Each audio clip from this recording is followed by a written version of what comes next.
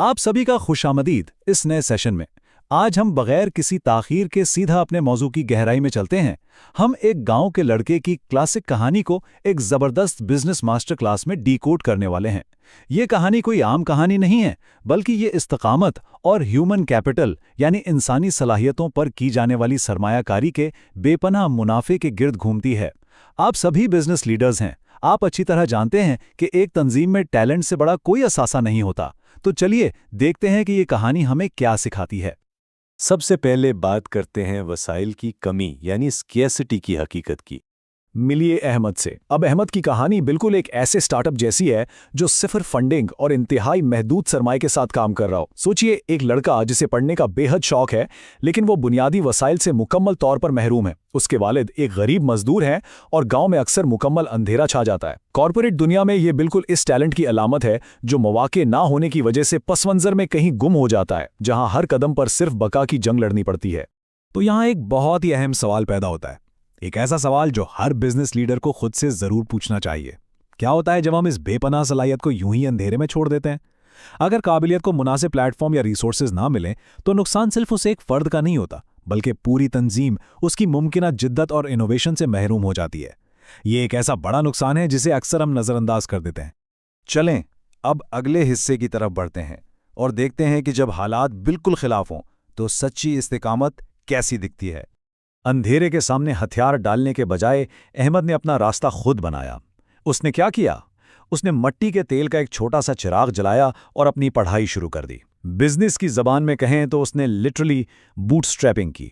कम तरीन वसाइल के साथ अपने ऑपरेशंस को जारी रखा। वो देर रात तक पढ़ता रहा। यह उस बात का सबूत है कि जब आपके अंदर कुछ करने की सच्ची लगन होना तो कोई भी बैरूनी रुकावट आपका रास्ता नहीं रोक सकती। और बिल्कुल इसी मकाम पर एंट्री होती है एक स्ट्रेटेजिक सरमायाकारी की, जो एक आम मैनेजर को एक बेहतरीन लीडर बनाती है। ये इस पूरी कहानी का सबसे जबरदस्त टर्निंग पॉइंट है।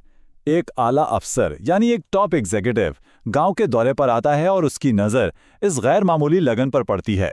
वो देखता है कि एक लड़का अंधेरे में मध्यम सी रोशनी में बैठा पड़ रहा है।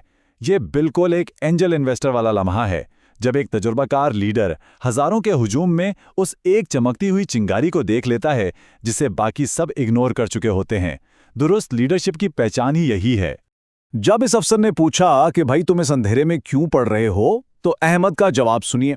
सर, मेरे पास रोशनी कम है मगर मेरे ख्वाब बहुत बड़े हैं। कमाल है। ये लाइन किसी भी फाउंडर की बेहतरीन पिच हो सकती है कि बजट बेशक कम है लेकिन हमारा विजन आसमान को छू रहा है। ये इस बात को साबित करता है कि महदूद वसाइल कभी भी किसी बड़े विजन को खत्म नहीं कर सकते। जाहिरी बात है वो अफसर इस बात से इतना मुतासिर हुआ कि उसने वहीं अहमद की तालीम का खर्च उठाने का फैसला कर लिया। अब आप बताएं, ट्रू लीडरशिप और क्या होती है?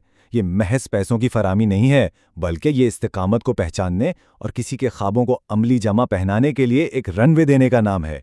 इस एक छोटे से लेकिन बरवक्त फैसले ने अहमद के लिए कामयाबी के सारे दरवाजे खोल दिए। अब आते हैं इस पूरी कहानी के सबसे दिलचस्प हिस्से पर, इस एक इन्वेस्टमेंट का तवील मुद्दती और शानदार मुनाफा।